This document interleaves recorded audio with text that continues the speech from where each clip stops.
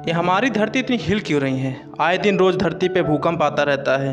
ये दिमाग में आपके भी आया होगा कि ये धरती हिलती क्यों है इतनी ज़्यादा? क्या है भूकंप का राज? क्यों आता है ये भूकंप? क्या हमारी धरती पे कोई खतरा आ रहा है? आइए बताते हैं इस वीडियो में। हर सवाल का जवाब इस वीडियो में आपको मिलने वाला है। लेकिन अभी तक जो हमारे नए व्यूवर्स हैं, हमारे चैनल को जरूर सब्सक्राइब कर लीजिए। थोड़ा अगर हम पास्ट में जाना चाहें तो 2015 में एक ऐसी तबाही आई थी नेपाल में, जो काफ़ी नुकसान पहुंचा था इंडिया में भी और नेपाल में भी। लेकिन क्या हुआ था उस समय? धरती पर क्यों आता है भूकंप?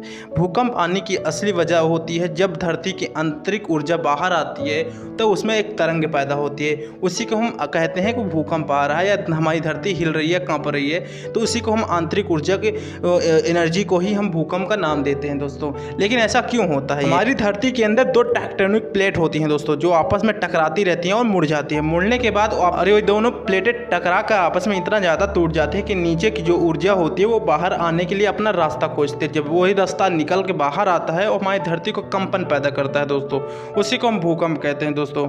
भूकंप को इनकी तीव्रता के आधार पर मापा जाता है दोस्तों। कई भूकंप बहुत ज़्यादा स्लो होते हैं, कई बार बहुत धीमे धीमे आते हैं, कई बार बहुत शक्तिशाली होते हैं, काफ़ी तेज़ आते हैं और कुछ गांव और शहरों को तबाह कर देते हैं पूरी तरह से।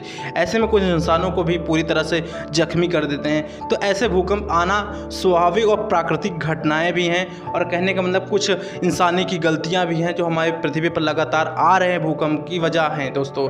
सबसे पहले बात करें जो हार्वेस्टिंग है, जो हमारे पेड़ों की हो रही है, इनकी वजह सबसे ज़्यादा है कि हमारे वन इसमें जो लगातार कटते जा रहे हैं। भूकंप की असली वजह तो यही है, और कुछ प्रदूषण की वजह भी है, क्योंकि इन्वायरमेंट इतना ज़्यादा गंदा हो चुका है कि हमारी पृथ्वी बहुत ज़्यादा दूषित हो चुकी है। अब बीते कुछ सालों में हमारी धरती पे कुछ ऐसे शक्तिशाली भूकंप आ रहे हैं सभी देशों में, जो हमारी धरती को एक बुरा संकेत दे रही हैं कि हमारी धरती खतरे के निशान के ऊपर धीरे धीरे जा रही है। जब हमारी धरती कांपती है, जब हमारे धरती पर भूकंप आता है, तो वो कई तरह की मुसीबत भी लेकर आता है दोस्तों। इस चीज़ के इंसान अनजान नहीं है, जानते भी हैं, उसके बावजूद ये गलतियां करते हैं। जब हमारी धरती पर भूकंप जैसी चीज़ आती है तो इंसान के लिए बहुत ज़्यादा नुकसान तो लाता ही लाता है, लेकिन उसके बाद एक ऐसी चीज़ लाती है जो और भी ज़्यादा भूकंप से ज़्यादा खतरनाक होता है, उसको हम कहते हैं सुनामी। सुनामी ऐसी चीज़ है जो अपने साथ कई चीज़ों को बहा कर ले जाएगी और दुनिया को जिस जगह पर आएगी सुनामी पूरी तरह से उसको अस्त व्यस्त कर देगी दोस्तों। उसके बाद आता है ज्वालामुखी। ज्वालामुखी भी अपने आप में कुछ कम नहीं है, ये अपने अंदर से एक ऐसा ज्वालामुखी का अंगार निकालेगी। लोग काफ़ी इससे भी प्रभावित होते हैं और काफ़ी कुछ नुकसान इससे भी होता है। इस वजह से हमारी धरती पे अनेकों नुकसान होते हैं भूकंप के आने से।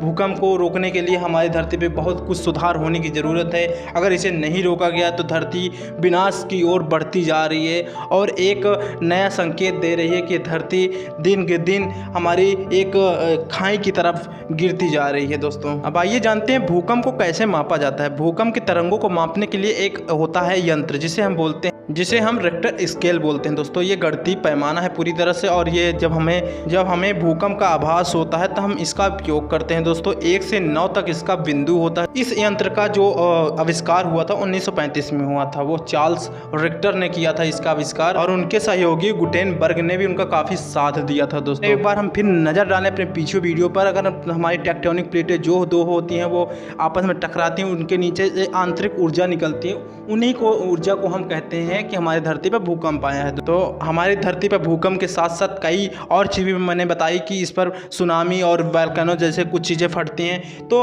आप कोशिश करिए कि अपने आसपास के पेड़ों को न कटने दें और अपने वातावरण को काफ़ी अच्छा रखें, ताकि ऐसी आपदा से बचे रहें दोस्तों।